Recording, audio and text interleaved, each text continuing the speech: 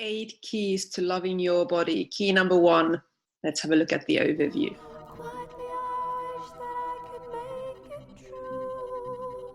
Hello, lovelies. It's Tiina here from Own Kind of Wonderful, helping you reclaim who you truly are.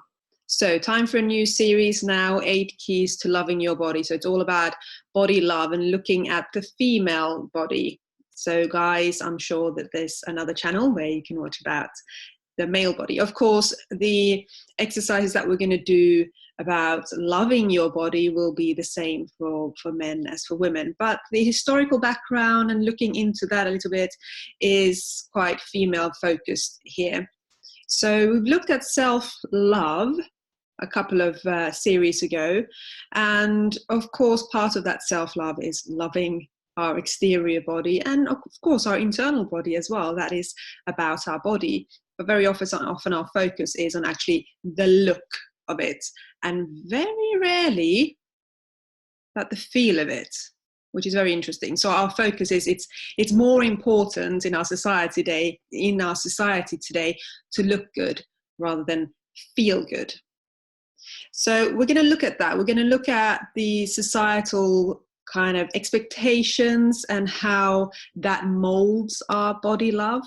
We're going to look at what, how, and who. That is, what do you want your body to be, and what does your body actually want to be, and how do you want your body to feel, and then how does your body want to feel? You know, because it might be two different things, and it's learning to listen inwards. And also, who do you want your body to be, and who does your body want to be? So really looking at the two different aspects and seeing, are they very similar or are they miles apart? That'll be very interesting. We were looking at the need to change our body.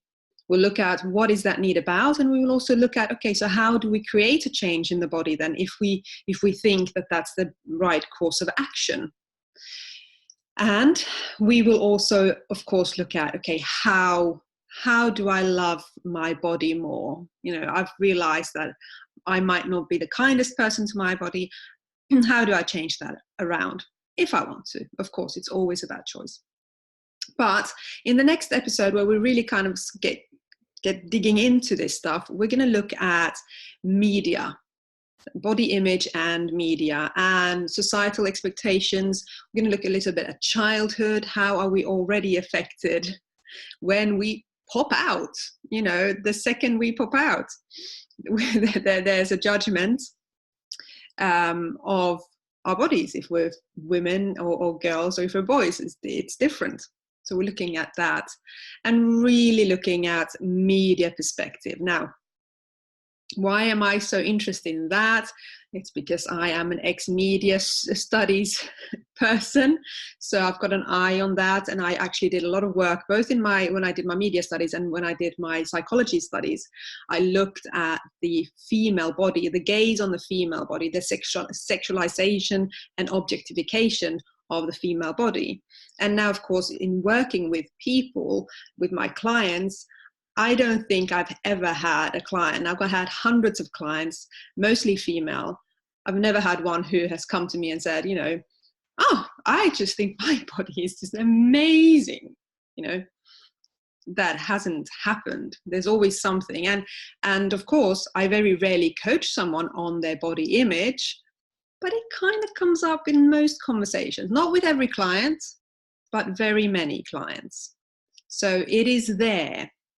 And of course, because knowing, you know, from my clients and of course my friends and of course my own history with my own body, you know, there is a need to talk about this, and there is a need to really dismantle it and pick it apart and actually know what is it actually about. And of course, there are masses of books about this. There's masses of YouTube videos about this. You know, there's lots of studies about it. There's TV programs about it. So we're not doing anything new here. But what we are doing is looking at the big perspective and then taking that into ourselves, trying to understand, decode ourselves, and then also finding that body love for our own body. There will be a fair few book recommendations on this journey in this series, and I will start today actually, because this is a good one. It is not necessarily about the female body and about body love, but it kind of taps into the body image and media perspective of this series. And it's called Too Fat, Too Slutty, Too Loud, The Rise and Reign of the Unruly Woman by Anne Helen Petersen. Now, there is a link below if you want to buy that.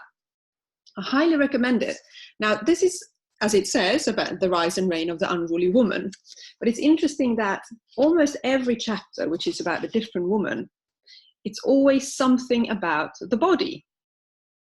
And that is, of course, very, very interesting. Because if it was a similar book about men, I don't think that the body would feature in this way. Right? So if we look at Serena Williams, that chapter is called Too Strong. Of course, that's her body. Too strong, that's not feminine enough. Thank you very much. Melissa McCarthy, Too Fat. Of course, that's completely unacceptable. Unless you're a comedian, you might get away with it. Then there's Nicki Minaj, Too Slutty. Again, what is that about? That's my body and my attitude about my own body and my image. Madonna. Now you can guess what that one's called. Too Old. That's also something that we would look at in this series, the age aspect of, we have different stages of womanhood. Our bodies look different in different stages. And of course, then we come to the stage and when we're getting older and we don't even feature in media anymore. So Madonna, Too Old, again, the wrinkles, and should she be doing what she's doing at that age? Nobody questions Mick Jagger, who's way older than Madonna. Kim Kardashian, Too Pregnant.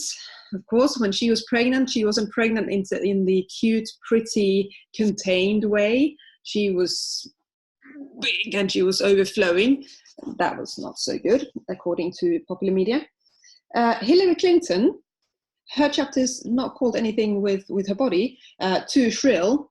But when you read that chapter, when her presidential campaign, so much was about what was she wearing, her hair, what did she look like, her sexuality or not sexuality. And so it's like you would not do that with a man.